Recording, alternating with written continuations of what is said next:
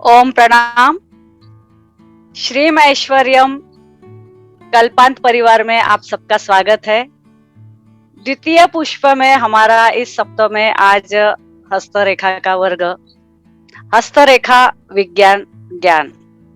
यहाँ पर जो ज्ञान की गंगा बह रही है, इस ज्ञान गंगा में आज हम गुरु पूर्णिमा के दिन गुरु को वंदन करते हैं, गुरु तत्व को वंदन करते हैं, गुरु के ज्ञान को, गुरु के मान को, गुरु के सम्मान को, गुरु से मिली हुई विधाओं को और गुरु शिष्य परंपरा को यहाँ पर आज नमन प्रणाम करते हुए हम आज की कक्षा का यहाँ पे प्रारंभ करेंगे। सर्वप्रथम ओम श्री गणेशाय नमः। सभी के कुल देवता, पितृ देवता, ग्राम देवता, वास्तु देवता, माता पिता सभी को प्रणाम करते हुए, आमंत्रित करते हुए मंच पर विराजित सभी साधक, उपासक, अभ्यासक को प्रणाम करते हुए सभी के आत्मा में रमे परमात्मा को प्रणाम करेंगे। प्रथम गुरु माता पिता होते हैं, फिर हमारे स्कूल के शिक्षक होते हैं, फिर हमारे जीवन में बहुत सारे मार्गदर्शक आते हैं और फिर जब हम अपना ज्ञान, विज्ञान, विद्या, संसार सब कुछ अर्जित करते हुए जब हम किसी भी विषय के शोध प्रतिशोध में आगे निकलते हैं, हम चिंतन करते हैं, हम किसी बात को जानना चाहते हैं, समझना चाहते हैं, सीखना चाहते हैं, उस समय कोई मार्गदर्शक बनके हमारे जीवन में आता है और मार्गदर्शक बनके हमारे जीवन में आके वो हमें इस तरह से तराशने लग जाता है कि जैसे कि एक कुम्हार गीली मिट्टी से बर्तन बनाता है और उस गीली मिट्टी से बर्तन बनाने के बाद, बनाते समय उसे वो बार बार थपथपाता है। वो बार बार इसलिए थपथपाता है कि उसका आकार ना बिगड़ जाए।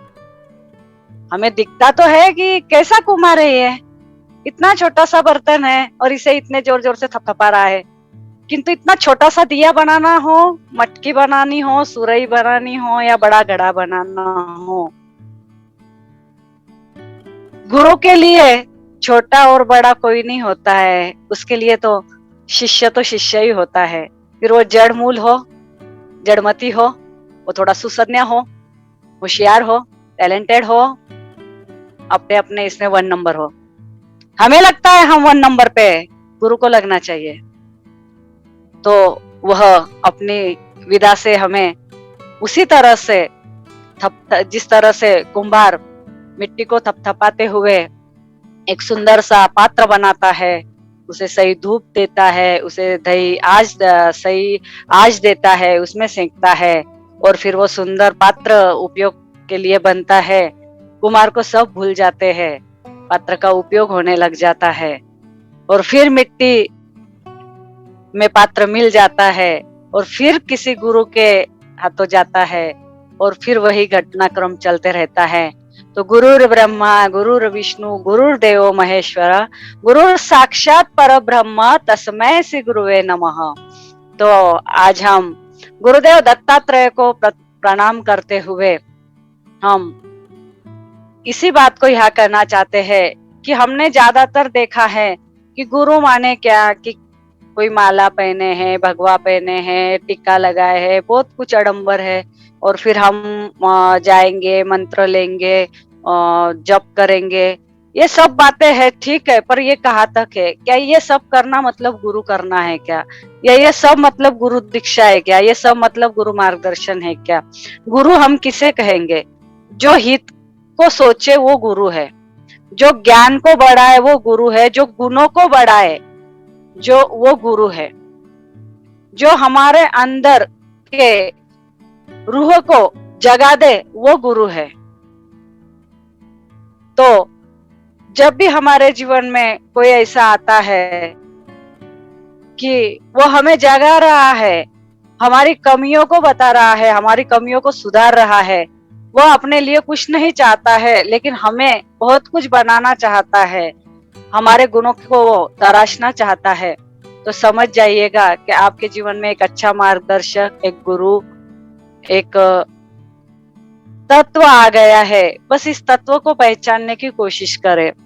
हमेशा ध्यान रखें, बहुत से लोगों का होता है कि किसी एक अच्छे व्यक्तित्व का, किसी मार्गदर्शक का, किसी ज्ञानी का, देखिए जानकारी होना बात अलग है और चेतना का ज्ञान होना बात अलग है।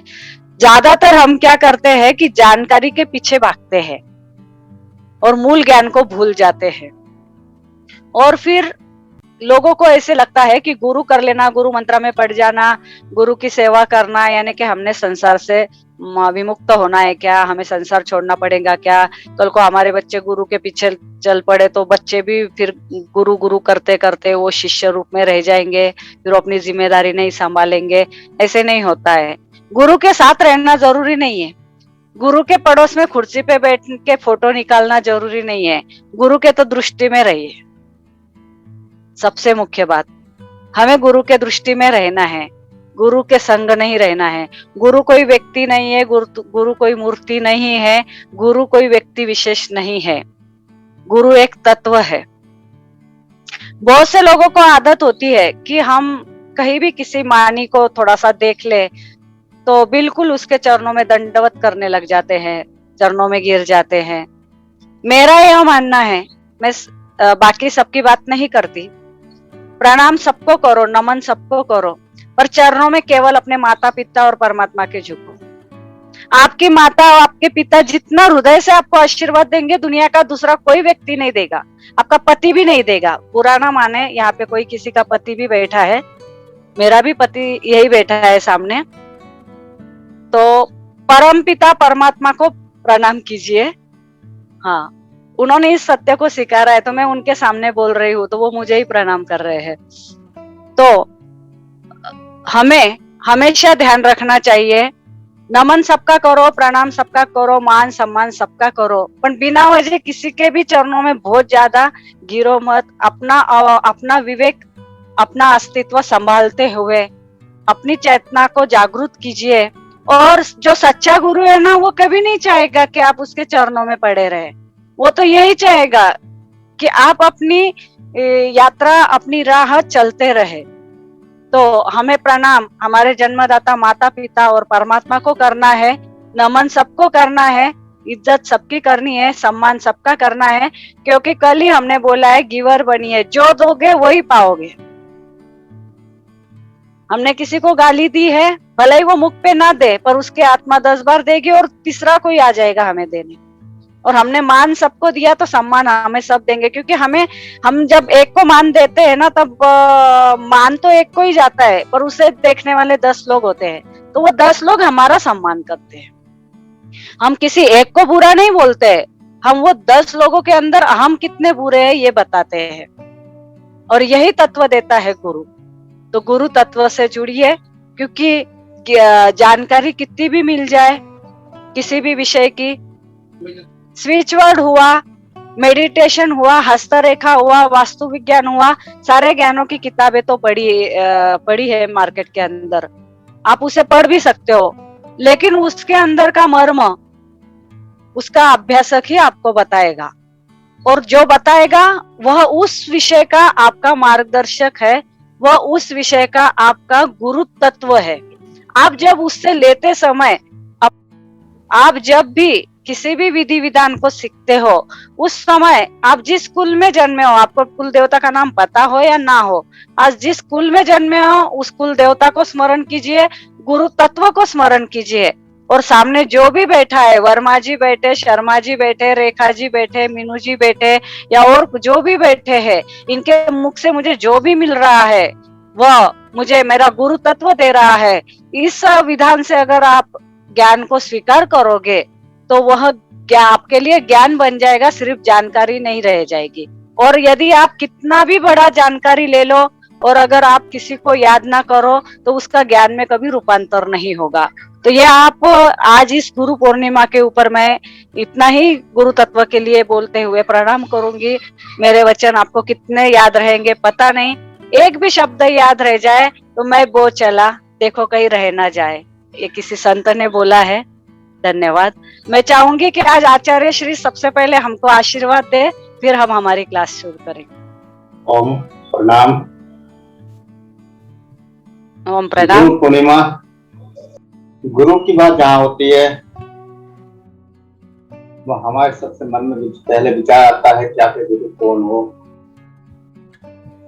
क्या एक ही गुरु बनाया जाए या बहुत से गुरु। कई बार हम एक गुरु बना लेते हैं और फिर मन में उससे संतुष्टि नहीं हो पाती, लेकिन हमारी मान्यताओं में ये समाया हुआ होता है कि एक बार अगर किसी ने मंत्रदान दे दिया, किसी को गुरु बना लिया, तो दूसरा गुरु ना बनाया जाए। गुरु का त्याग करने वाला नरक में जाता है, ऐसी कहावतें हमारे गुरुओं ने भी काफी बनाई हैं, जिससे कि जो एक बार जहां उलझ जाए वो वहीं उलझा रहे और कहीं ना जा पाए। अगर गुरु अधूरा है तो शिष्य भी अधूरा रह जाता है। तो यहाँ जीवन में हर मोड़ पर गुरुओं की जरूरत है, बचपन से लेकर आज तक। और जब तक हम इस सृष्टि में रहेंगे, हर पल, हर रास्ते पर, हर मोड़ पर हमें गुरुओं की जरूरत पड़ेगी। माता पिता शुरू का पहले गुरु हैं, माता सबसे पहली गुरु है, उसके बाद पिता, और उसके बाद फिर बहुत सारे परिवार के मेंबर और साथ ही साथ फिर आगे स्कूल के मास्टर, और फिर जो भी आप कार्य करते हैं भौतिकता को जीने के लिए उसके गुरु। तो इस तरह से जीवन भर हम गुरु बनाते चले जाते हैं। स्वयं दत्ता जी ने 24 गुरु बनाए और उन्होंने कहा कि अगर आप एक गुरु से संतुष्ट नहीं होते हैं, अगर एक गुरु में आपके सवालों के जवाब नहीं मिल पाते हैं, तो आपको कोई दूसरा अगर ऐसा गुरु मिल जाए जो आपको उन सवालों का जवाब दे सके, उसको तुरंत गुरु बना लेना चाहिए। गुरु तो वो प्रकाश है, गुरु की शरीर नहीं है, कोई रूप नहीं है, या कोई नाम नहीं है, या कोई व्यक्ति भी नहीं है। हम कहें कि हमने इसको गुरु बना लिया या उसको गुरु बना लिया, तो गुरु कोई रूप नहीं है, ना कोई व्यक्ति है। गुरु तो उस व्यक्ति के अंदर बैठी हुई वो चेतना है जो आपको संतुष्टि देती है, आपको हर सवालों के जवाब देने में सक्षम है, जो आप अपने अंदर जन्मों से लेकर पैदा हो रहे हैं। जन्मों से जिन तृप्ति में आप तड़प रहे हैं, उस तृप्ति को पूरा कर दे। वो प्रकाश है गुरु, वो ज्ञान है गुरु, वो चेतना की ऊर्जा है वो गुरु, जो आपकी समस्त जिज्ञासाओं को शांत कर दे। हम बड़े बड़े गुरु बना लेते हैं जिनके लाखों शिष्य होते हैं, लेकिन हमारे किसी एक बात का भी जवाब वहां नहीं मिल पाता, क्योंकि हम पहुंच ही नहीं पाते उन तक। भीड़ में एक मंत्र ले लिया और मंत्र को करते रहे, लेकिन हमारे सवालों का क्या, हमारे अनुभवों का क्या, कि जो अनुभव कर रहे हैं उसका रास्ता कौन दिखाएगा। उस गुरु तक तो हमारी पहुंच ही नहीं हो पाती, और फिर जीवन में हम अधूरे रह जाते हैं। जो तत्व हमें पाना जब की तलाश कर रहे होते हैं, जिस पर तत्व तक हमें पहुंचना होता है, वो वहां तक हम नहीं पहुंच पाते। तो गुरु एक ऐसा होना चाहिए जहां तक आपकी सहजता से पहुंचो, जहां सरलता से पहुंचो और आपके हर सवालों का जवाब मिल सके, जो आपको पूर्ण संतुष्टि प्रदान कर सके, आपके सही गलत को वो सही से समझा सके कि सत्य क्या है, और समझाना भी क्या, वो आपको सत्य का अनुभव करा सके। क्योंकि समझाना तो किताबों वाली बातें हैं, किसी ने किताब में पढ़ लिया कि ऐसा लिखा है और फिर वो ही आपको समझा दिया। तो जो आपको सही अनुभव करा सके, आपके सवालों का अनुभव करवा सके। आपने सवाल किया और गुरु ने कहा कि आप इसको देखो, इस तरह से अभ्यास करो, तो आपके सवालों का जवाब मिल जाएगा। और आपने अभ्यास किया तो गुरु का आपकी बातों का जवाब मिल गया। ऐसा गुरु, और गुरु से ज्यादा जरूरी होता है शिष्य। जब तक शिष्य नहीं है तब तक गुरु का कोई महत्व नहीं है, और शिष्य जितना योग्य है, गुरु उतना ही अपने आप को धन्य मानता है। गुरु का अस्तित्व ही शिष्य से है। जो शिष्य गुरु की परंपरा को, गुरु के शब्दों को, गुरु की ज्ञान को आगे बढ़ाए। और गुरु कभी भी शिष्य को अधूरा नहीं छोड़ता। अगर कोई शिष्य को पूर्ण समर्पित है, उसकी बताए हुए रास्ते पर चल रहा है, तो गुरु का सबसे पहला धर्म यही है कि वह शिष्य को पूर्ण बना दे। जो शिष्य से अगर कुछ छिपा रहा है तो फिर वो गुरु कहलाने लायक नहीं है। और वहीं शिष्य भी अगर गुरु के बताए रास्ते पर तो चल रहा है, लेकिन मन में भ्रम पैदा कर रहा है, या मन में विश्वास नहीं है, या कहीं श्रद्धा की कमी है, तो वह गुरु शिष्य भी अधूरा रह जाता है। तो दोनों का पूर्ण होना जरूरी है। एक पूर्ण गुरु को पूर्ण शिष्य की जरूरत होती है। जब पूर्णता को प्राप्त हो तो शिष्य तत्व का प्राप्त होना बड़ा मुश्किल है। जितना गुरु तत्व को मिलना मुश्किल है, उससे कहीं गुना ज्यादा शिष्य तत्व का भी मिलना मुश्किल है। तो शिष्य में यह समर्पण होता है, उस परमात्मा के प्रति, उस गुरु के प्रति, उस संसार के प्रति, उस प्रकृति के प्रति, जो सत्य को स्वीकार करता है, सारी मान्यताओं को अपनी तोड़ता है।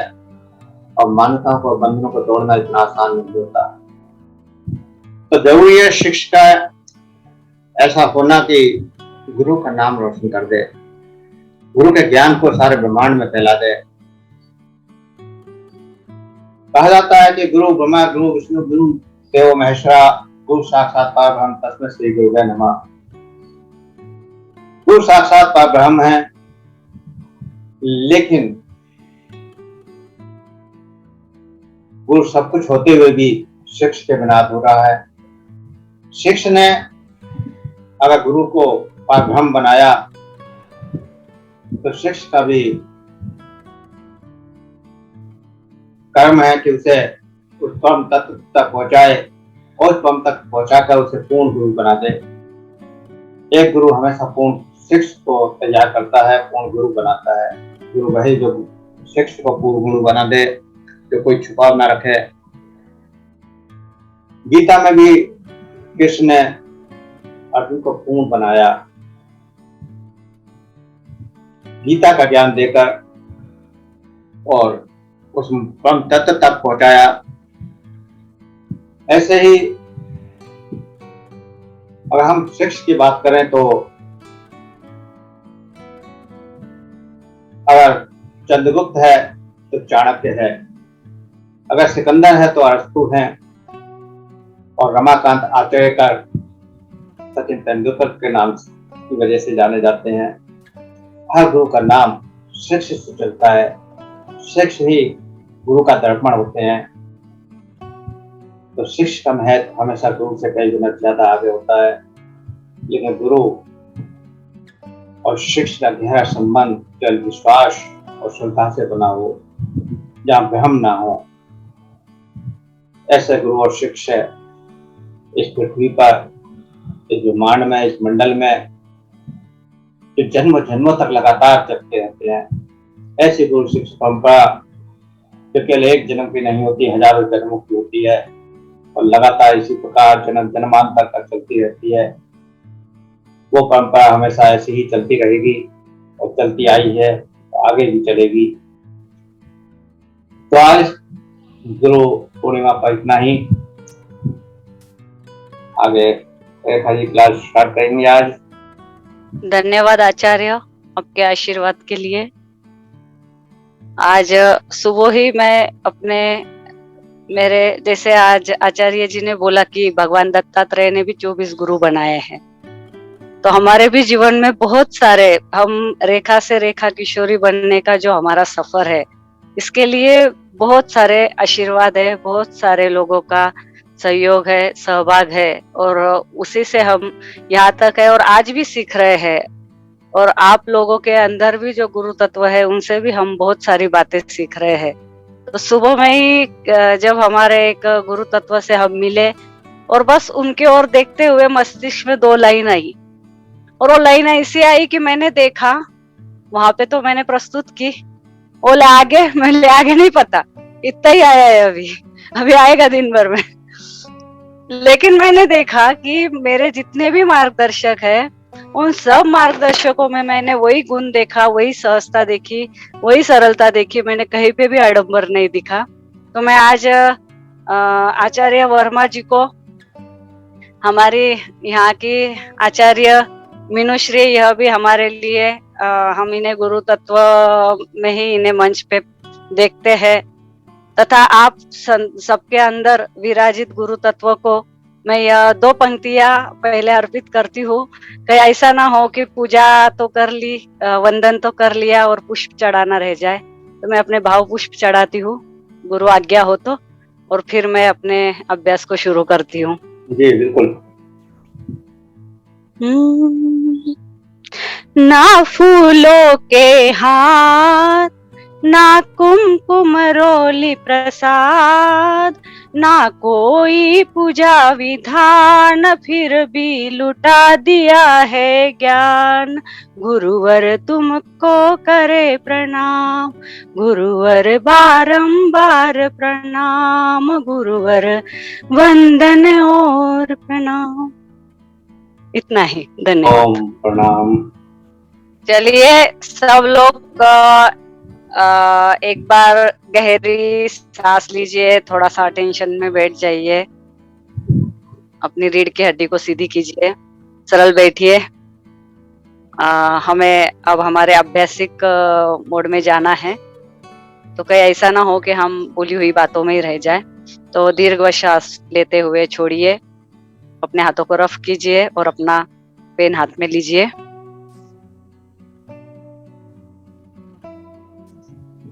हमने पिछली कक्षा में जो भी अभ्यास लिया था, उस अभ्यास को मैं आशा करती हूँ कि आप लोगों ने उसे अपने आसपास के परिसर में देखने की कोशिश की होगी, अपने आसपास के लोगों के हाथों के ऊपर उन बातों को चेक करने की कोशिश की होगी। जैसे हमें शेक हैंड करने को बोला था कि हाथ की मजबूती देखना है, त्वचा का रंग देखना है, उसके बाद हमें क्या क्या बोला था हमने, और कुछ किसी को याद है? कोई एक बोलेगा फास्टली। त्वचा का रंग देखना है, प्लस उंगलियों को मूव करके देखना है कि कितनी मूव होती है। उसके हिसाब से उस व्यक्ति का आचरण पता चलता है कि किस टाइप का व्यक्ति है। बढ़िया। और कोई बोलना चाहेगा? और ऐसा हुआ है कि आपने उस चीज को चेक किया और वो बिल्कुल आपको अनुभव आया कि हाँ ये तो ऐसा ही है, मैंने तो इस बात पे कभी विचार ही नहीं किया था? बिल्कुल बिल्कुल किया। हम बिल्कुल किया। जैसे ही हमने हाथ में लाया, फ्लेक्सिबल हाथ था, एक बंदे का बड़ा सॉलिड हार्ड हैंड था, तो मालूम पड़ा कि उसका चरित्र कुछ अलग टाइप का है, वो कुछ अलग। और फ्लेक्सिबल जो बंदे होते हैं निश्चित रूप से वो आपके अधीन या आपको सबऑर्डिनेट में ही रहते हैं करीब करीब। जी महसूस किया। और मास्टर हाथ और कलरफुल हाथ ये भी देखे, पिंक है, कैसा रंग है ना, ये सब देखे। जी प्रणाम। यहाँ पे सभी से विनती है कि अपने अपने ऑडियो बंद रखेंगे, वीडियो स्टार्ट रखेंगे। दूसरी बात जो है, जब भी आप कोई बात बोलो, पहली बार बोलो, तो हमें धीरे धीरे एक दूसरे के नामों की पहचान हो जाएगी। वैसे तो नाम लिखे ही होते हैं, कुछ अकाउंट पे नाम नहीं होते हैं, तो अपना नाम भी बता दिया कीजिए तो अच्छा रहेगा, मतलब एक कनेक्टिविटी बनती है। तो हमने देखा शुरू में कि हम लोग जहाँ पर भी 2 लोग मिलते हैं, एक दूसरे को जानने की, समझने की कोशिश करते हैं। और कोई हमें पहली बार मिलता है तो हमारे मन में उसके प्रति विचार होता है कि अब मैं इसके साथ कैसे बर्ताव करूं। जैसे मैंने कहा कि हम कार्यालय में जाते, ऑफिस में जाते, या हमारे घर कोई आता है, नए कोई होते हैं, तो मेरा इसके साथ कैसा मैं नजदीकी बनाऊं कि मेरा काम होवे, ये हुए।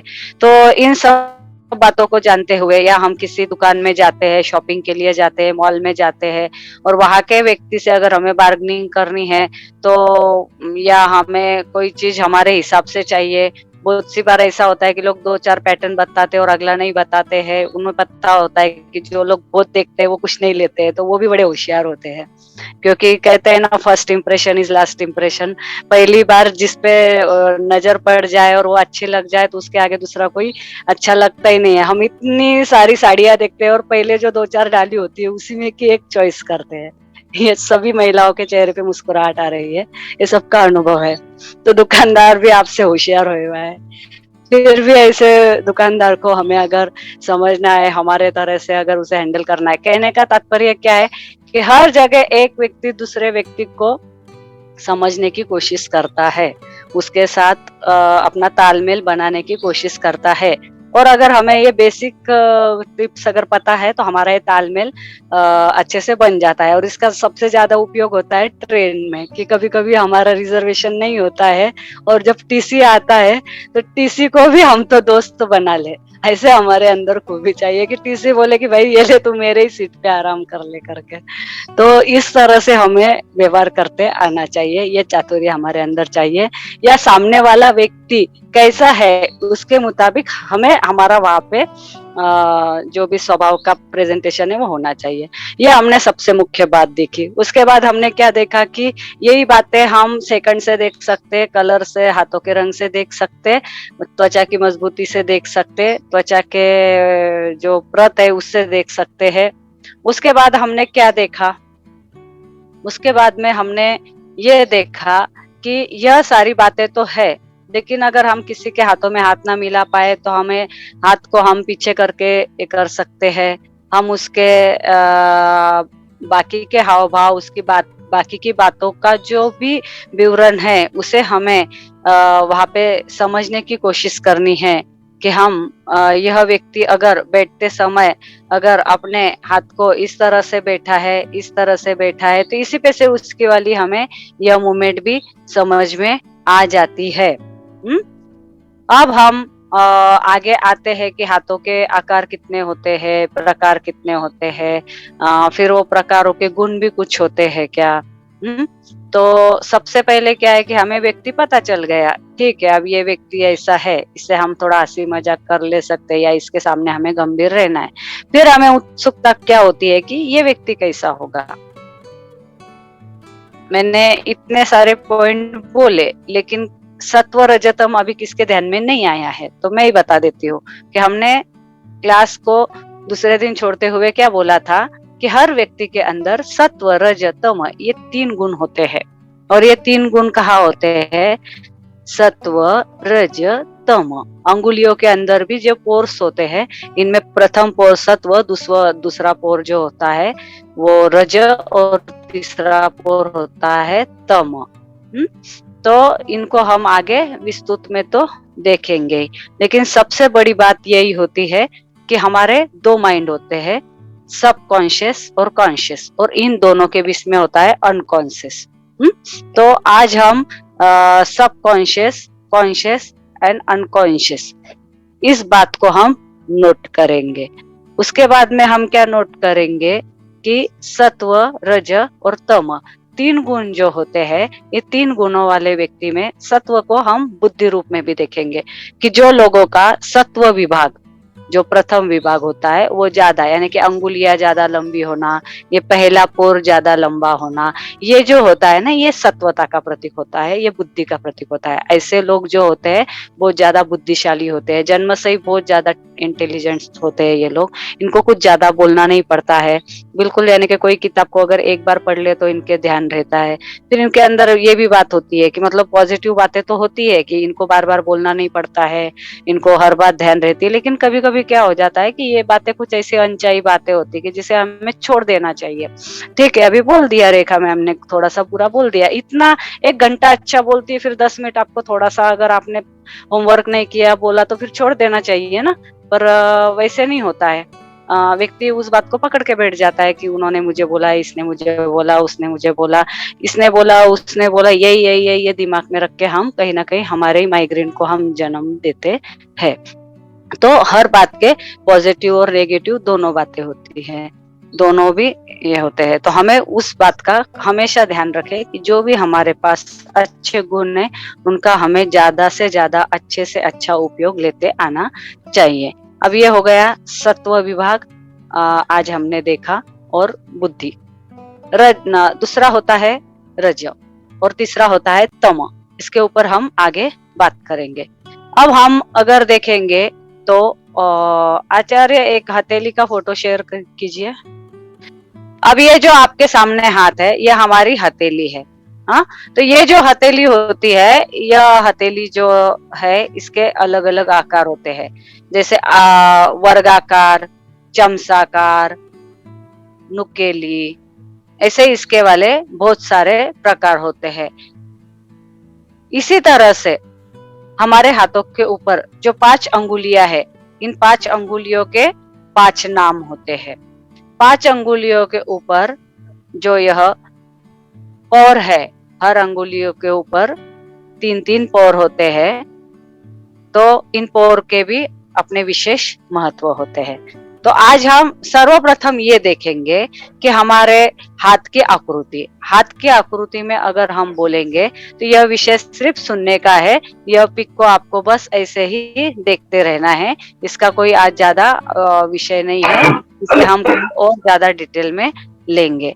तो यहाँ पर हम देखेंगे कि हमारे जो हाथ होते हैं, हाथ के मुख्यतः 7 प्रकार होते हैं, 7 तरह के हमारे हाथ होते हैं। इसके अंदर होता है सर्वप्रथम जो होता है वह अविकसित, जो निम्न श्रेणी का हाथ होता है। वैसे अगर देखा जाए तो आज साक्षरता मुहिम जो चल रही है, साक्षरता के जमाने में ये जो निम्न स्वरूप का हाथ है ये बहुत कम देखने में आता है। यानी कि बिल्कुल हम जंगलों में, आदिवासियों में, बिल्कुल जो लोग यानी कि हमारे रोज के उधर चलन से जो लोग बिल्कुल जुड़े नहीं है, ऐसे इसमें वैसा हाथ दिखता है। लेकिन हमारा अभ्यास है तो हमारे पास जानकारी होना भी जरूरी है। तो पहला हाथ जो है उसे कहते हैं अविकसित हाथ। फिर उसके बाद में आ जाता है वर्गाकार हाथ। वर्गाकार हाथ माने के वो थोड़ा सा चौकोनाकार होता है। तो वर्गाकार हाथ में जो गुण होते हैं वह ये होते हैं कि ऐसे लोग हैं तो किसी भी बात का चारों तरफ से, वर्ग यानी कि क्या, 4 कोण हो गए, तो ऐसे लोग जो होते हैं कि ज्यादातर चारों ओर से किसी भी बात के लिए सोचना, समझना, जानना, और उस हिसाब से फिर अपने बुद्धि का उपयोग लेते हैं, उस हिसाब से निर्णय लेना, उस हिसाब से किसी भी बात को नापना, तोलना, हर बात को जैसे मतलब बोलो कि फुट पट्टी के नाप के ऊपर। कुछ लोगों का स्वभाव होता है ना कि बिल्कुल मतलब आपने अगर बोला कि ये ऐसा ऐसा था तो वो दूसरे दिन आपकी बात बराबर पकड़ लेंगे, नहीं आपने तो कल ऐसे बोला था, क्योंकि ये बड़े कॉन्शियस होते हैं। तो ये होता है वर्गाकार हाथ।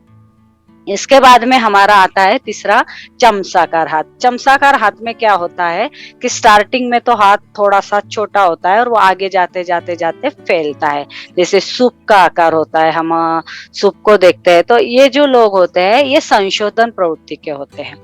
वर्गाकार वाले जो होते हैं ना वो थोड़े परंपरावादी होते हैं कि भाई जो परंपरा में है हमें तो परंपरा से ही चलना है। किंतु चमचाकार वाले जो होते हैं, श्रद्धा तो होती है इनमें पर बहुत ज्यादा अंधश्रद्धा नहीं होती है। भगवान को ठीक है प्रणाम है, एक ऊर्जा है, प्रणाम करेंगे, अपने काम को लग जाएंगे, पर लेकिन बहुत ज्यादा कर्म कांड में इसमें नहीं बैठेंगे। और इनमें सबसे बड़ी बात क्या होती है कि जितने भी संशोधक है, आप देख लेना, जितने भी साइंटिस्ट है जिन्होंने शोध लगाए हैं, किसी चीज में कुछ अलग करने की जो लोग चाह रखते हैं, कुछ तो डिफरेंस होना चाहिए, तो ऐसे लोगों का हाथ जो है ये चमचाकार में आता है।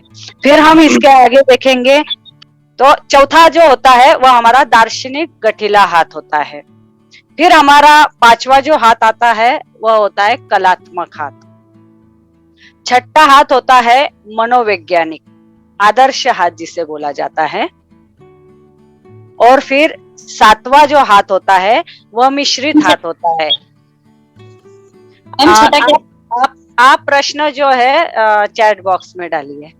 क्या होता है कि जो एक बोलने की जो एक ये होती है सीक्वेंस होती है, और आज हमें इन बातों को सिर्फ सुनना है। ये सारी बातें आपको है तो आगे लिख के भी बता दी जाएगी, उसकी पीडीएफ रहेगी यहाँ पे। तो आज आपको समझना है। शुरू में आपको 3 क्लास में बिल्कुल आप सुन लो, सुनने के बाद क्या होगा कि यह शब्दों का आपके मस्तिष्क में जो बीजारोपण हो जाएगा ना, तो आगे आपको समझने में सही रहेगा। जितना लिखा जाता है लिखिए, बाकी की बात आपको है तो ग्रुप के अंदर भी डाल दी जाएगी। तो हम फिर से एक बार बोल लेते हैं, आपका अगर किसी का लिखना रह जाए तो। जैसे हमारा पहला वाला हाथ होता है वो अविकसित वाला हाथ होता है, जिसे हम निम्न श्रेणी का हाथ बोलते हैं। दूसरा जो हाथ होता है वो वर्गाकार होता है, जो बड़ा उपयोगी हाथ होता है। तीसरा जो होता है वो चमचाकार होता है।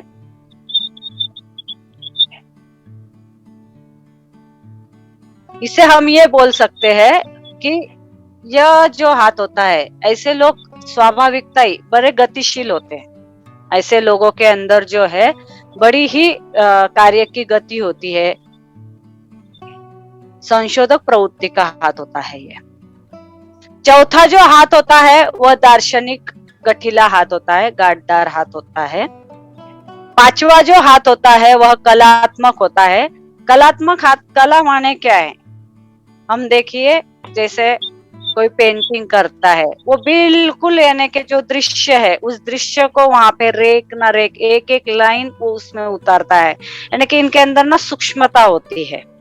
कोई डांसर है, आप अगर कोई किसी को कथक करते हुए देखते हो तो उनकी जो मुद्राएं होती है वो कितनी भावनीय होती है। मतलब उन्होंने हर छोटी छोटी मूवमेंट्स पे कितना काम किया हुआ होता है, कितना प्रैक्टिस किया हुआ होता है।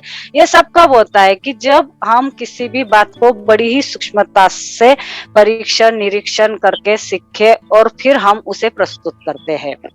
तो यह होता है कलात्मक हाथ। उसके आगे होता है मनोवैज्ञानिक हाथ, जिसे हम आदर्श हाथ भी बोलते हैं। मुख्यतः अगर हम देखेंगे तो ये 6 प्रकार के ही हाथ होते हैं, और फिर ये 6 तरह के गुण जिस एक हाथ में आ जाते हैं। मतलब उसमें थोड़े अविकसित वाले के गुण हो गए, थोड़े वर्गाकार के हो गए, चमचाकार के भी हो गए। यानी कि हम किसी व्यक्ति को देखते हैं ना कि वो बिल्कुल हमें ऑलराउंडर लगता है। उसे आप जब शुरू में अगर आप उससे किसी भी विषय में बात करो ना, वो तो ऐसे बात करता है जैसे सारी दुनिया का पता उसे ही है क्या। मतलब आप उसे समझ ही नहीं पाओगे कि ये क्या है। वो कभी, मतलब आप जिस भी क्षेत्र की बात करोगे उस क्षेत्र में वो कहीं ना कहीं थोड़ा सा आपको नॉलेजेबल मिलेगा। तो यह जो होता है इसे कहते हैं मिश्रित हाथ। तो इस तरह से ये 7 प्रकार होते हैं हाथों के। अब जिस तरह से हाथ के प्रकार होते हैं, यही प्रकार आ जाते हैं अंगुलियों के ऊपर। अब अंगुलियों में भी यही होता है कि हमारी जो ये हथेली होती है, हथेली को अगर हम इस तरह से मोड़ते हैं तो ये मध्य तक जो आने वाली अंगुलियां होती है, ये साधारण जो हमारी है, तो इनको नॉर्मल अंगुलियां बोली जाती है। अगर ये अंगुलियां हमारी बिल्कुल यहाँ पे आके टिक जाए तो उन्हें लंबी अंगुलियां बोलेंगे। यही अंगुलियां थोड़ी सी अगर ऐसे ही ऊपर रह जाए तो उसे हम छोटी अंगुली बोलेंगे। तो अंगुलियों के अंदर भी होता है छोटी अंगुलियां, वर्गाकार,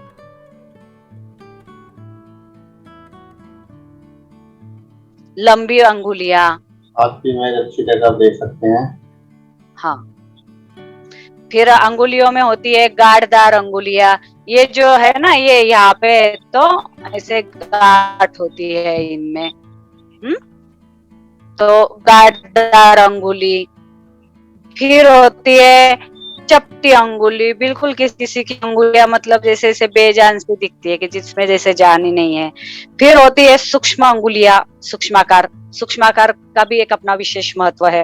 फिर बाद में होती है मनोवैज्ञानिक वर्गाकार। हाथ के ऊपर कुछ विशेष तरह की अंगुलियों की रचना होती है, और मिश्रित वर्गाकार भी अंगुलियां होती है। जैसे ना किसी अंगुली में गांठ है तो किसी में नहीं है, किसी का नाखून में टोक है तो किसी के नहीं है। तो ऐसे ये मिश्रित अंगुलियां भी होती है। तो इस तरह से हाथ और अंगुलियों का विषय होता है। अब हम यहाँ पे सबसे मुख्य क्या देखेंगे कि इन अंगुलियों के भी नाम होते हैं। अब आप अगर पिक को अगर देखोगे तो हमारी जो यह प्रथम अंगुली है, यह अंगूठा है। अंगूठा ये अलग है, लेकिन अंगुलियों में अगर हम देखेंगे तो यह हमारी प्रथम अंगुली है। तो इसे हम क्या कहेंगे? तर्जनी। आप यहाँ पे लगी हुई जो पिक है इस पे देख सकते हो आप स्क्रीन के ऊपर। तो प्रथम अंगुली जो है उसे हम कहते हैं तर्जनी, और इसे गुरु की अंगुली भी बोला जाता है। आज गुरु पूर्णिमा है, तो हम यहाँ पर अभ्यास की भी शुरुआत हम गुरु की अंगुली से करेंगे। उसी तरह से हमारी यह दूसरी जो अंगुली है, इसे मध्यमा कहते हैं। मध्यमा अंगुली कहते हैं, प्लस यह शनि की अंगुली होती है। इसे हम शनि का, इसका जो मुख्य है वह शनि ग्रह होता है। शनि के गुण हम सब यही से देखते हैं। फिर हमारी तीसरी जो अंगुली है वह है अनामिका। इसे हम सूर्य की अंगुली भी कहते हैं। और चौथी जो है कनिष्ठिका है। अब देखिए, अंगुलियों को अगर हम देखेंगे तो उनके रूप रंग से ही पता चलता है। कनिष्ठिका यानी कि छोटी अंगुली है। तो चौथी अंगुली कनिष्ठिका, तीसरी अंगुली अनामिका, दूसरी अंगुली मध्यमा और प्रथम अंगुली है वो तर्जनी, और फिर ये होता है अंगूठा। तो यहाँ पर हम देखेंगे कि जो तर्जनी है यह गुरु की अंगुली है। इसके अंदर हमें सारे गुरु तत्व के गुण दिखेंगे, गुरु ग्रह के गुण दिखेंगे।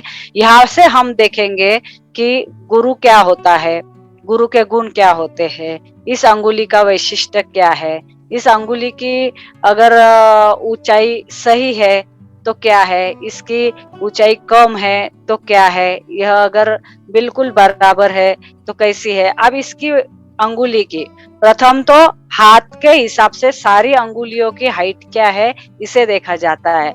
उसके बाद यह अंगुलियों का अपने आप से तालमेल कैसा है।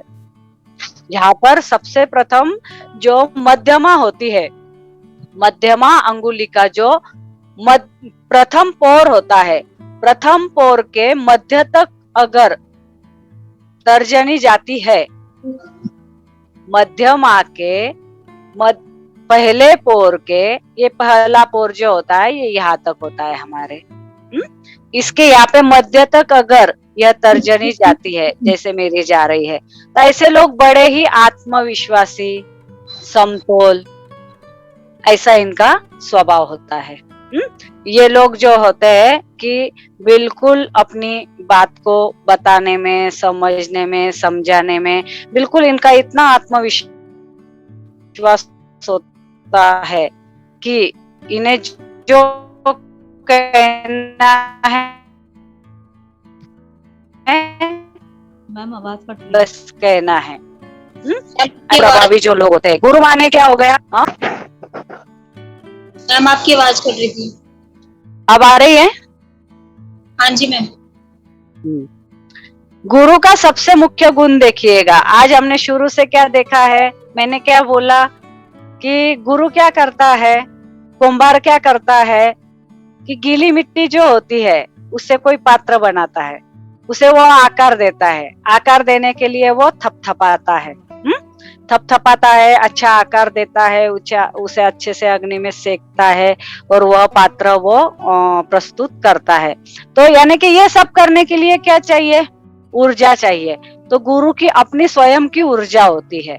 गुरु के अंदर स्वयं ही में ही इतना होता है कि उसे बस देने की पड़ी होती है, उसे किसी से अपेक्षा नहीं होती है।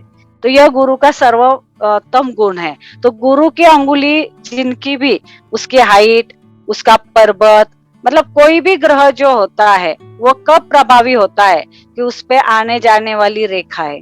अभी हमने रेखाओं पे बात नहीं की है, लेकिन यहाँ पे एक लाइन बोलूंगी मैं कि उस पर्वत को, उस ग्रह को, उस अंगुलियों को, उस अंगुलियों के नीचे के क्षेत्र को, हर अंगुली के नीचे के क्षेत्र को हम पर्वत बोलते हैं, जिसकी जानकारी हम कर लेंगे।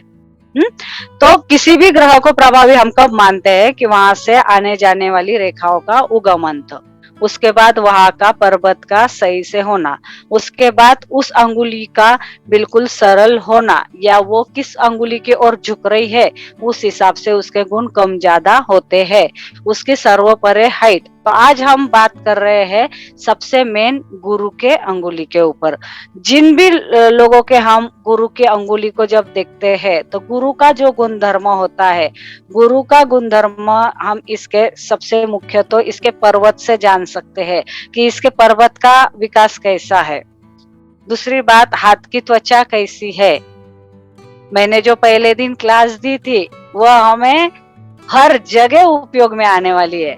जैसे बोलते हैं ना कि मसाले के डिब्बे में बाकी कुछ हो ना हो, हल्दी मिर्ची और धनिया तो होना ही चाहिए, बाकी का फिर कम ज्यादा होते रहेगा। लेकिन अगर सब कुछ डाल दिया और हल्दी नहीं डाली तो फिर कलर नहीं आएगा। और गुरु का भी रंग क्या है? पीला ही है। तो देखिएगा अंदर से बोला भी वही जाता है कि जो है। तो यहाँ पे हम अगर गुरु को देखेंगे तो गुरु की यह अंगुली, यह तर्जनी, अगर यह इधर मध्यमा की ओर झुकती है तो यह अपने गुणों में थोड़ी सी कमी ले आती है, क्योंकि ये तर्जनी वाले गुण ले लेती है। कहते हैं ना कि बेटी ससुराल में जाती है और 6 महीने बाद जब आती है तो वो सासू जी की भाषा बोलने लग जाती है। यहाँ के 20 साल से 25 साल से वो जो पियर में रहती है उस भाषा को थोड़ा थोड़ा भूलने लग जाती है। तो उसी तरह से हमारे ग्रहों का भी हाथों के ऊपर यही विषय होता है। यहाँ पर बहुत सारी हमारी जो अभ्यासक है महिलाएं हैं, तो इसलिए मैं महिलाओं से, किचन से ऐसे जुड़े हुए बातें मैं ज्यादा देती हूँ कि आपको बिल्कुल सहज से सहज बात समझ में आए। तो गुरु का जो एक गुण है ना, इसमें अभिमान भी होता है, इसमें स्वाभिमान भी होता है। हम गुरु की स्तुति करते हैं, जैसे अभी हमने शुरू में की, गुरुर ब्रह्मा गुरुर विष्णु गुरुर्देव महेश्वरा। तो जो गुरु प्रधान लोग होते हैं ना, इनको थोड़ा इनकी स्तुति का सुनना भी बड़ा अच्छा लगता है। भाई आप अगर अच्छा काम करोगे तो आपको कोई अच्छा बोले तो अच्छा ही लगेगा ना, तो इनको स्तुति सुनना भी पसंद होता है। इनके अंदर स्वयं में बहुत ज्यादा ऊर्जा होती है। अब ऊर्जा कहाँ से आती है? कुछ खाएंगे तो ही शरीर में ताकत आएगी ना। तो ये लोगों को थोड़ा खाने पीने का शौक भी अच्छा होता है। इनको मतलब बढ़िया बढ़िया खाना अच्छा लगता है, बढ़िया बढ़िया डिश बनाना, बढ़िया बढ़िया डिश खाना, अलग अलग टेस्ट, अलग अलग। जैसे अगर गुरु प्रधान व्यक्ति, तर्जनी अच्छी है, पर्वत अच्छा है, अभी गुरु पर्वत के ऊपर आगमन हो रहा है, ऐसे लोगों के साथ आप जाओगे ना तो भूखे नहीं मरोगे।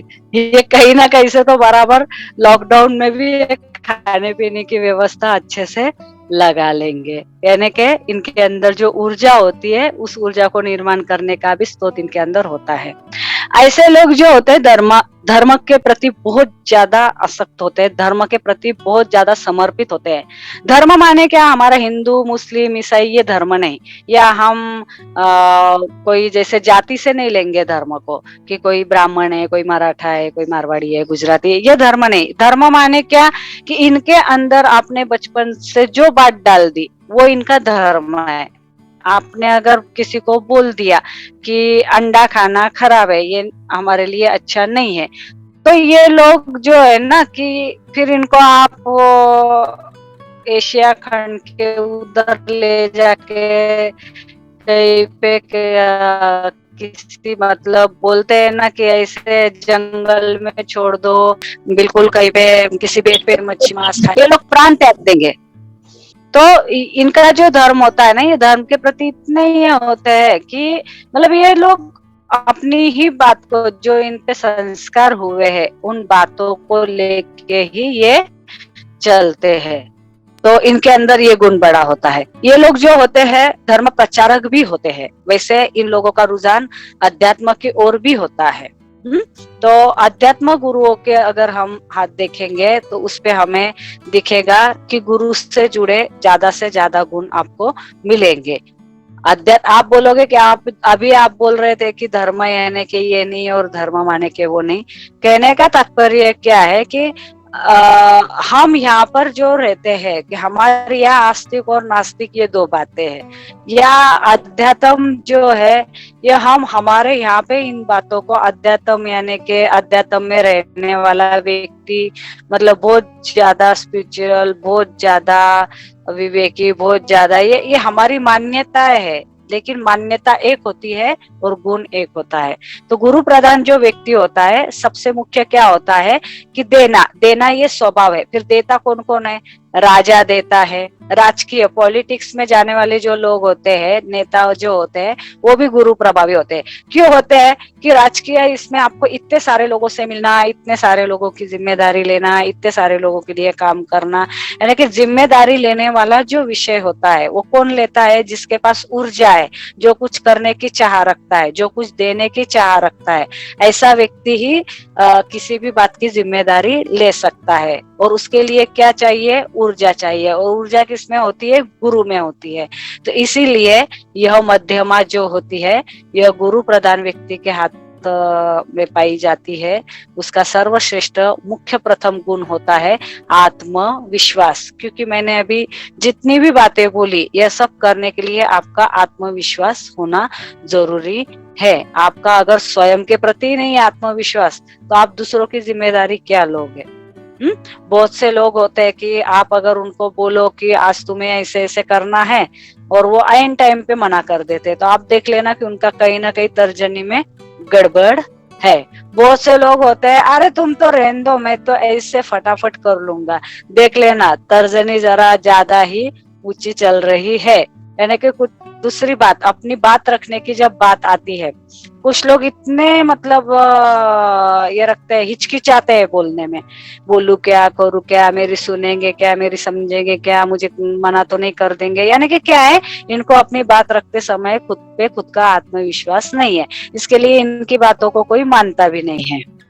कुछ लोग ऐसे होते हैं, मैं बोलता हूँ मान लेंगे, क्यों नहीं मानेंगे, मैं जब सही बोल रहा हूँ तो यहाँ पे हो गया आत्मविश्वास। और कुछ कुछ ऐसे होता है, देखता हूँ कैसे नहीं मानते हैं, देखता हूँ कैसे नहीं सुनते हैं, मेरी तो सबको सुननी ही पड़ेगी। यहाँ पे क्या होता है, यहाँ पे तर्जनी थोड़ी सी बड़ी हो जाती है, नेपोलियन के जैसे। मतलब ऐसे लोग है ना, दूसरों के ऊपर मतलब उपकार भी करेंगे ना, तो इतना ज्यादा जबरदस्ती से करेंगे कि हमें वो नहीं चाहिए। हम कहेंगे कि भाई तू मेरे लिए भले ही कुछ करूं मत, पर तू इतनी भी जबरदस्ती मत कर। तो यह जो गुरु की ऊर्जा है, यह ऊर्जा 3 तरह में इस तरह से बढ़ती है। तो आज हम गुरु पर्वत के ऊपर, मुझे लगता है कि, तो मुझे ऐसे लगता है कि आज जो है गुरु का, हमने गुरु पूर्णिमा है, गुरु पूर्णिमा के ऊपर हम यहाँ पर जब देख रहे हैं कि गुरु पर्वत के ऊपर हम कल बात करेंगे। आज हमने तर्जनी पे बात की है, जो गुरु प्रभावी होती है, गुरु के गुण इसके अंदर होते हैं। गुरु माने आत्मविश्वास है, गुरु माने अध्यात्म है, गुरु में आगे बढ़ने का, अनामिका से, गुरु पर्वत से व्यक्ति का रुझान किस तरफ है। ऐसे लोग अच्छे टीचर बन सकते हैं, ऐसे लोग अच्छे काउंसलर बन सकते हैं, ऐसे लोग राजनेता बन सकते हैं, ऐसे लोग जो होते हैं कि दूसरों की जो जिम्मेदारी लेना जो बोलते हैं, दूसरे के प्रति कुछ करने का, दूसरे के मतलब गिवर अच्छे बन सकते हैं, दूसरे के लिए सोचने वाले, दूसरों के लिए कार्य करने वाले, इस तरह से ये लोग होते हैं। गुरु का कार्य होता है देना। तो आज हम यहाँ पर गुरु पर्वत के ऊपर इतनी बात के ऊपर रुकते हैं। अब आगे यदि किसी को कोई बात पूछनी, बोलनी है, आप बोल सकते हो। या आज जो मुझे लगता है कि गुरु पूर्णिमा है, गुरु पूर्णिमा के हिसाब से अगर गुरु पूर्णिमा, हमने गुरु का महत्व जाना और गुरु तत्व को जाना, तो गुरु के गुण और तर्जनी के गुण, इसमें आपको सच में समानता लगती है? आपको कितनी समानता लगती है? मतलब कहने का तात्पर्य जो है कि हमारा जो संपूर्ण जो अभ्यास है, यह इतना शास्त्रोक्त है कि आप इसे किसी भी नजरिए से, किसी भी चश्मे से, किसी भी अंदाज से अगर देखोगे, तो आपको उसके गुण दोष हर जगह एक जैसे ही मिलेंगे। मैं अपनी वाणी को यहाँ पर विराम देती हूँ अभ्यास के तौर पे। बाकी अब आगे आप बोलिएगा। मीनूश्री जी, आचार्य जी। प्रणाम मैम आपको, और सभी जो भी गुरुजन यहाँ आज हमारे मंच पे आए हैं, उन सभी को गुरु पर्व की बहुत बहुत शुभकामनाएं। जैसा कि आज गुरु पूर्णिमा का समय, मतलब एक तरीके से बोलेंगे कि हम लोग तो कल ही मनाएंगे मैम वैसे, लेकिन आज भी शुरू हो चुकी है पूर्णिमा। तो आज सुबह से ही एक बधाइयों का तांता लगा हुआ था गुरु पूर्णिमा का। तो आजकल लोग बहुत मतलब कहते हैं ना, गुरु तत्व बहुत जागृत हो गया है सभी लोगों के अंदर। सभी लोग ज्ञान पाना चाहते हैं, सभी लोग सीखना चाहते हैं, और शायद इसी कड़ी को हमने भी आगे बढ़ाने की कोशिश की, और कोशिश कर रहे हैं, तो शायद कामयाब भी, कहते हैं ना कि कामयाबी भी तभी होती है जब हम 100% कोशिश करते हैं। तो धीरे धीरे हम यह गुरु तत्व के माध्यम से, कि आज का जो दिन आपने चुना कि गुरु की महिमा का बताने के लिए, कि हमारी तर्जनी उंगली गुरु तत्व को, यानी कि गुरु पर्वत को, गुरु को पर्वत के ऊपर होती है, तो तर्जनी उंगली के बारे में आपने बताया, तो बिल्कुल इसको हम शायद से समझ पाए कि अगर हम गुरु तत्व के बारे में जानना चाहें तो आप तर्जनी के गुण और आपके गुरु के गुण क्या हो सकते हैं, तो बड़े ही आपने सरल माध्यम से समझाया। अब इसके बाद एक क्वेश्चन यहाँ मेरा जनरेट हुआ मैम, वो शायद और लोगों का भी हुआ होगा, तो मैं ही आपसे पूछ लेती हूँ कि बहुत सी दुविधा होती है कि हम जब हाथ को अपने फेस से ऐसे सामने फोकस करके देखते हैं तो उंगली का साइज कुछ और दिखता है, और जब हम अपने हाथ को उल्टा कर देते हैं तो उस उंगली का साइज हमें कुछ चेंज हो जाता है। तो इसको हम किस तरीके से मेजर करें कि हमारी उंगली का जो सही साइज है, सही उसका मतलब पोस्चर है, वो हम किस तरीके से देखें? तो यहाँ पे विषय ये आता है कि हम ऐसे देखो तो हमें हमारी ये उंगली जितनी बड़ी दिखती है, और इधर से पीछे से अगर देखो तो यही थोड़ी सी छोटी दिखने लग जाती है, बराबर है। यहाँ पे हम आपको इसका मेजरमेंट लेना दिखाएंगे। मेजरमेंट इसका इस तरह से लिया जाता है कि गुरु और मंगल, अभी हमने यहाँ के ग्रहों का बताया नहीं है एक्चुअल में, अब आपने प्रश्न क्रिएट ही कर दिया है, तो यहाँ पे हम बताएंगे कि हमारे हाथ के ऊपर जो होता है यह है गुरु, यह शनि, यह अनामिका माने के रवि, यह है बुध। बुध के यहाँ पे अगर हम आएंगे तो यहाँ पे होता है ऊपरी मंगल। अभी सिर्फ देखना है, सबने लिखना विखना कुछ नहीं, ये सब कल आएगा। यहाँ पे होता है ऊपर का मंगल, फिर यहाँ होता है चंद्र, फिर यहाँ पे होता है बीच में नेपच्यून, फिर यहाँ होता है हमारा शुक्र, और ये हम फिर आ गए गुरु के ऊपर। तो ये जो सब आता है, तो यहाँ पे जो है गुरु और मंगल के बीच में, जहां से हमारी हृदय रेखा और मस्तक रेखा, mind line, heart line and mind line, ये जो दो हमारी यहाँ पे चलती है,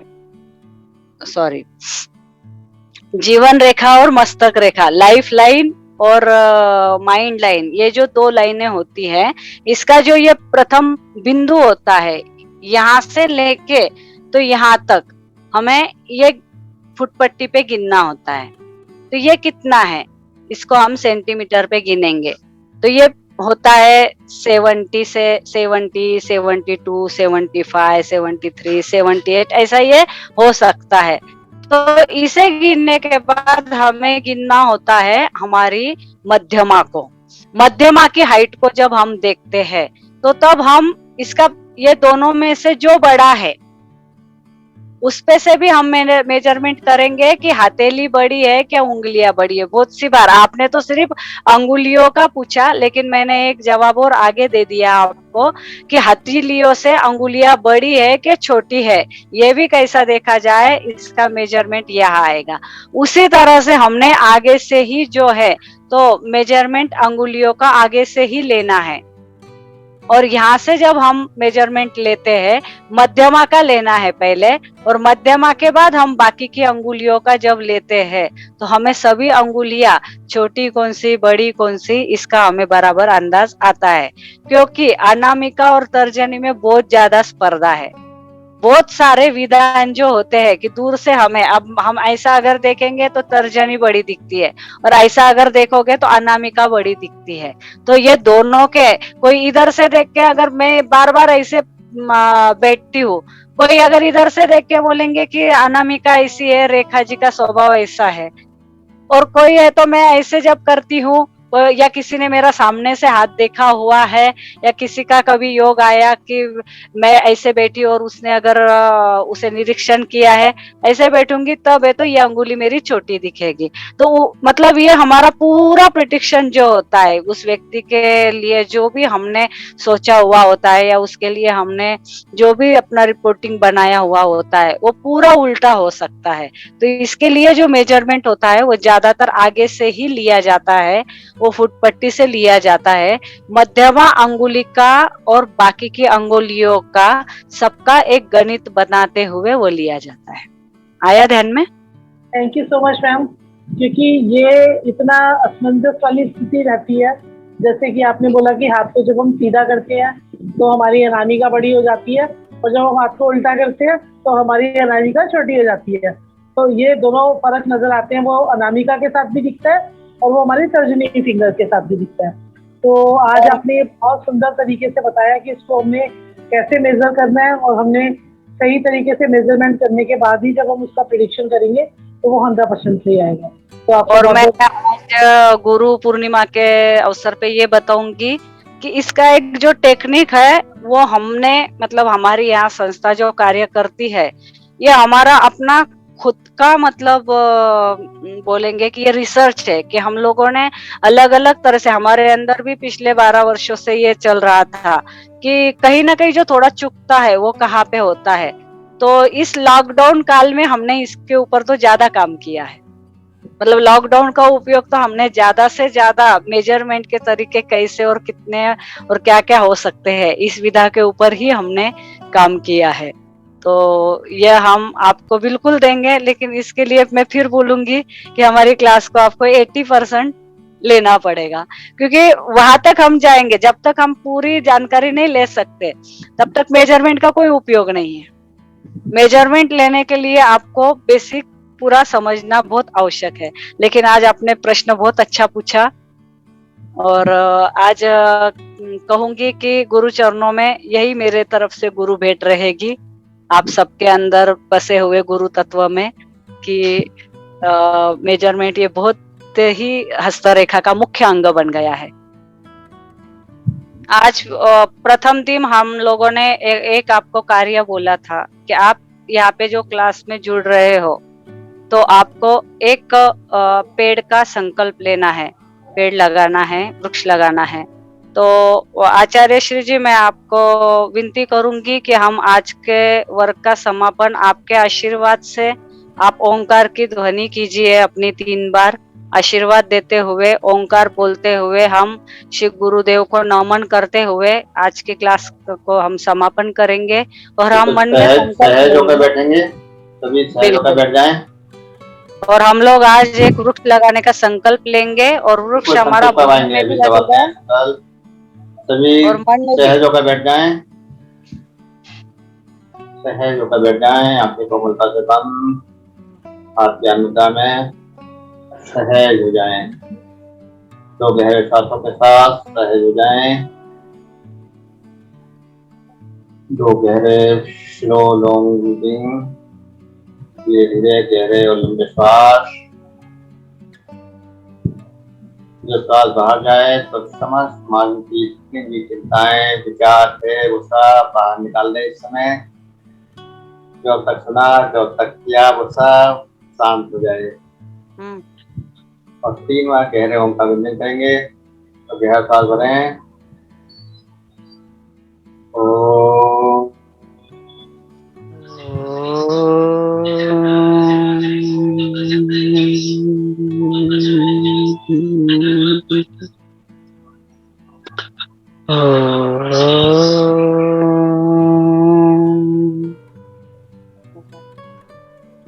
रिलैक्स।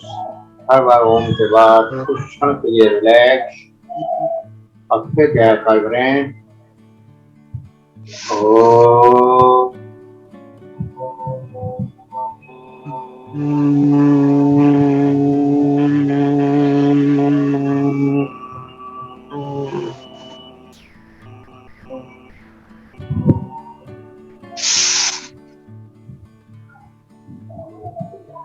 कुछ क्षण के लिए रुकें, महसूस करें और फिर गहरा सांस।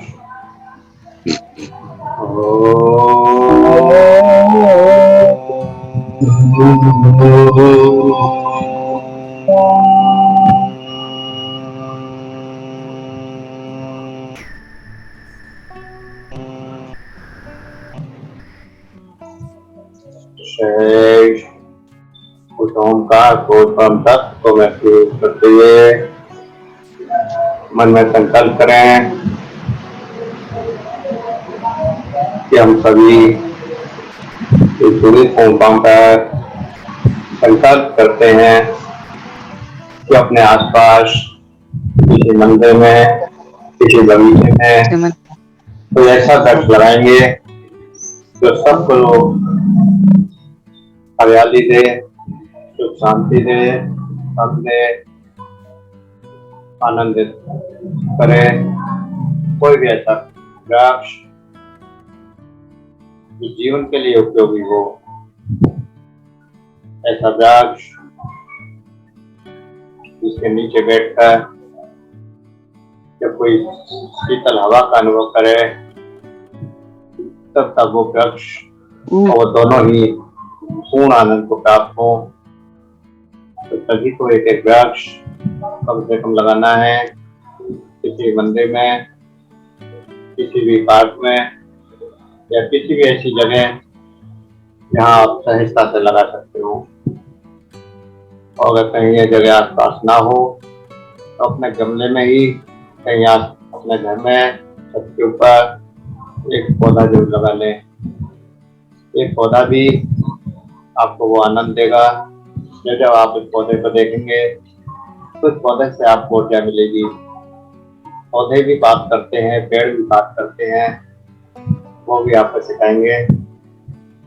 तो इसके भाव जब आप पढ़ना सीखेंगे तब देखेंगे कि आपके द्वारा लगाया हुआ पौधा, आपने लगाया वृक्ष, और जब आप उसके पास जाते हैं कभी तो कैसे भाव विभोर होकर आपका स्वागत करता है। तो आपको सभी को संकल्प ले रहे हैं कि एक पौधा सभी लगाएंगे और इस संकल्प के साथ तो गहरे लंबे श्वास, चेतना में वापस सही सांस, तो कंधे में हलचल करें, हथेली पर रब करें, कर्म करें, आंखों को लगाएं, चेहरे को लगाएं और धीरे धीरे आंखें खोलते हुए चेतना में वापस लगाएं।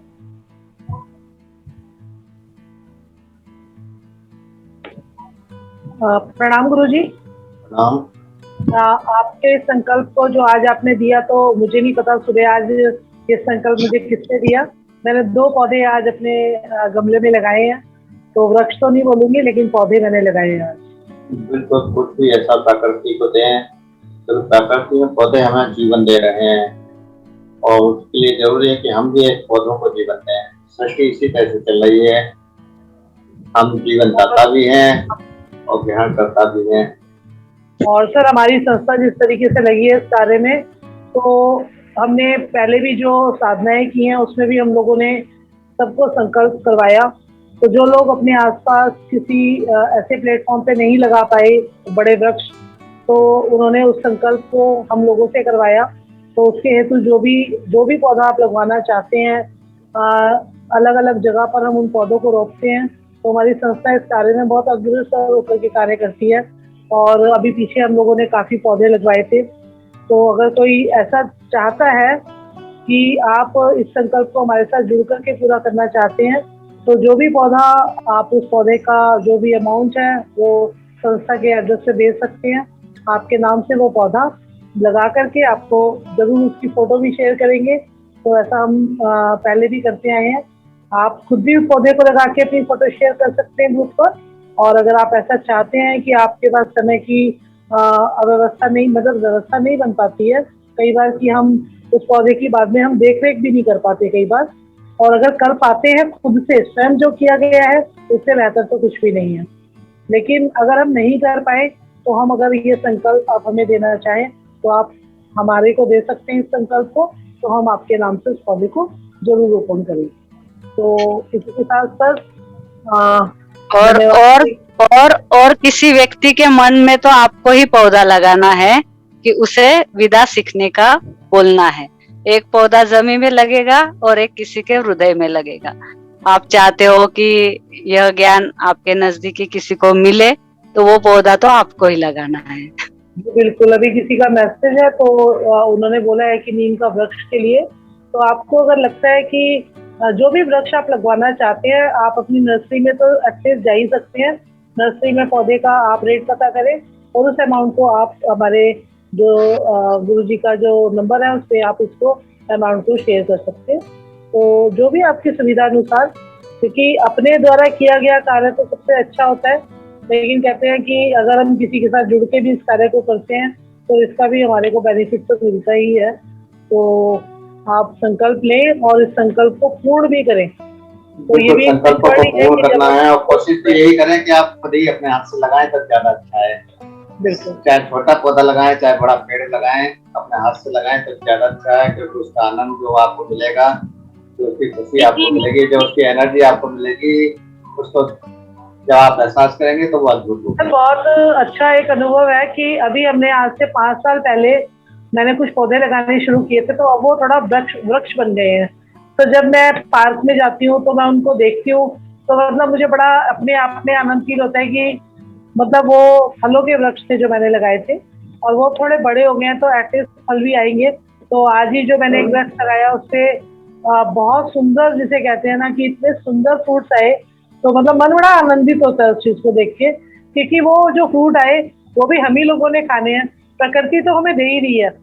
हमें, आप देखें कि हमने तो सिर्फ एक पौधा रोपा और उस प्रकृति ने हमें उसमें से जो फल दिया, उस फल को जब हम खाते हैं तो हमें इतना आनंद मतलब कि प्राप्त होता है। तो वैसा कुछ करें आप लोग भी कि फलों के वृक्ष लगाएं या छायेदार पौधे लगाएं, तो जब उसके नीचे गायें या कोई भी ऐसे जानवर जिनको इतनी तपती गर्मी के अंदर बैठ कर के सुकून मिलता है, तो हमें उसको देख के भी बहुत सुकून मिलता है कि किसी गाय को हम देखते हैं बैठा हुआ। और एटलीस्ट आजकल तो लोग गाड़ी भी वही लगाते हैं कि जहाँ पे छायादार पेड़ लगे हुए होते हैं कि भाई हमारी गाड़ी गर्म ना हो। तो एटलीस्ट उस चीज को आप करें तो आप देखें कितना आनंद उसका आता है आप लोगों को। तो बिल्कुल बिल्कुल मीनू जी, मैं भी पिछले कुछ साल से अब पौधे लगा रही हूँ जो बड़े भी हो चुके हैं। कई सारे मैं मंदिर में लगवाई हूँ और हॉस्पिटल में लगवाए हैं स्पेशली हमने, क्योंकि हॉस्पिटल में पेड़ वेड़ नहीं थे तो हम लोगों ने खास तौर पर वहाँ पर लगवाए हैं। जो हमारे लगाए हैं बिल्कुल हॉस्पिटल के बाद जब कोई भी पेशेंट्स आते हैं तो उनके साथ हमारे बहुत सारे ऐसे लोग भी होते हैं जो उनकी केयर के लिए आते हैं, तो उन्हें बैठने के लिए कोई स्पेस नहीं मिलता और वो परेशान होते हैं। जो वो छायादार वृक्ष के नीचे बैठते हैं तो एटलीस्ट एक उनका थैंक्स तो आपको इनडायरेक्ट में आता ही है कि आपने जिसने भी लगवाया है ये वृक्ष उसको थैंक्स तो वो बोलेंगी। और आपको भी जान के बड़ा हर्ष होगा कि पिछले कुछ दिनों में जैसे गुरुजी की आज्ञा हुई, पिछले भी जब हमने संकल्प लिए थे अपनी साधना के दौरान, तो मैंने तो अपने गुरु महाराज की आज्ञा से जो वृक्ष लगाए, बड़ का पेड़ और मैंने पीपल का पेड़ जाके लगाया, और मैं उसको बीच में जाके देख के आती हूँ, जल देख के आती हूँ, तो वो मैंने शमशान भूमि के आगे लगाया, क्योंकि वहां पर भी जब लोग आते हैं तो काफी देर खड़े रहते हैं, तो खड़े रहने के लिए उनको भी वहां पर एक छायादार वृक्ष की जरूरत होती है। तो ये ऐसा करें। जी सर। और व्हाट्सएप ग्रुप के लिंक टेलीग्राम पर भी पड़े हुए हैं, कोई भी वहाँ से भी व्हाट्सएप ग्रुप में ज्वाइन कर सकता है। और बाकी मैसेज तो दोनों जगह आते हैं, तो ऐसा कोई जरूरी नहीं है कि आप व्हाट्सएप ग्रुप में भी जाएं और टेलीग्राम में भी जाएं, तो सबको हर जगह मैसेज मिलेगा। तो व्हाट्सएप ग्रुप में सब में भी वही मैसेज आता है जो टेलीग्राम पे है। बाकी एक व्हाट्सएप वाले टेलीग्राम जरूर ज्वाइन कर लें, जो उन्होंने टेलीग्राम ज्वाइन नहीं किया है वो टेलीग्राम ग्रुप जरूर ज्वाइन कर लिया है। तो आज के लिए इतना ही। ओम प्रणाम। प्रणाम। ओम गुरु पूर्णिमा की मुबारक। प्रणाम सर। प्रणाम। ओम प्रणाम जी। ओम प्रणाम गुरु जी। प्रणाम। प्रणाम।